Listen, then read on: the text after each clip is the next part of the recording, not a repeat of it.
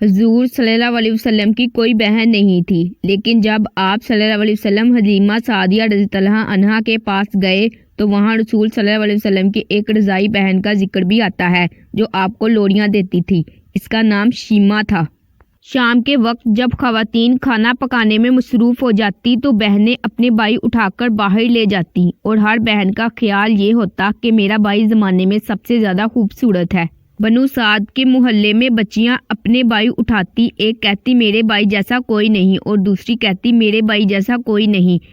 اتنے میں شیمہ رضی اللہ عنہا اپنا بھائی محمد صلی اللہ علیہ وسلم اٹھا کے لے آتی اور دور سے کہتی میرا بھائی بھی آ گیا ہے، تو سب کے سر جھک جاتے اور سب کہتی نہیں نہیں، تیرے بھائی کا مقابلہ کوئی نہیں کر سکتا، ہم تو آپس کی بات کر رہے ہیں۔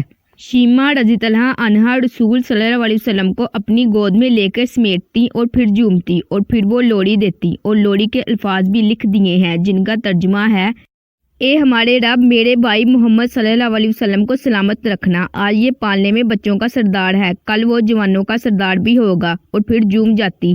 پھر وہ زمانہ بھی آیا کہ رسول صلی اللہ علیہ وسلم مکہ چلے گئے اور شیمہ رضی اللہ عنہا بھی جوان ہوئی، ان کی شادی بھی کسی قبیلے میں ہو گئی۔ حضور صلی اللہ علیہ وسلم نے اعلان نبوت کیا، 13 سال کا وقت بھی گزر گیا اور آپ صلی اللہ علیہ وسلم مدینہ تشریف لے گئے۔ جب غزوات کا سلسلہ شروع ہوا تو جس قبیلے میں شیمہ رضی اللہ عنہا کی شادی ہوئی تھی، اس قبیلے کے ساتھ مسلمانوں کا ٹکراؤ ہو گیا۔ اللہ رب العزت نے مسلمانوں کو فتح عطا کر دی تو اس قبیلے کے چند لوگ صحابہ کرام رضی اللہ عنہا کے ہاتھوں گرفتار ہو کر قید کر دیے گئے۔ تب وہ لوگ اپنے قیدیوں کو چھڑوانے کے لیے رقم جمع کرنے لگے۔ قبیلے کے سردار بھی گھر گھر جا کے رقم جمع کر رہے تھے۔ چلتے چلتے وہ شیمہ رضی اللہ عنہا کے گھر بھی پہنچ گئے، جو کہ اپنی عمر کا ایک خاصا حصہ گزار چکی تھی۔ کہنے لگے کہ اتنا حصہ آپ کا بھی آتا ہے۔ شیمہ رضی اللہ عنہا نے کہا حصہ کس لیے؟ لوگوں نے کہا جو لڑائی ہوئی ہے اس میں ہمارے آدمی گرفتار ہو چکے ہیں۔ باتیں کرتے کرتے کسی کے لبوں پر محمد صلی اللہ علیہ وسلم کا نام بھی آ گیا تو شیمہ رضی اللہ عنہا سن کر کہنے لگی اچھا، تو کیا انہوں نے تمہارے لوگوں کو پکڑا ہے؟ کہا ہاں۔ شیمہ رضی اللہ عنہا نے کہا تم رقم اکٹھی کرنا چھوڑ دو، مجھے ساتھ لے چلو۔ سردار نے کہا آپ کو ساتھ لے چلے؟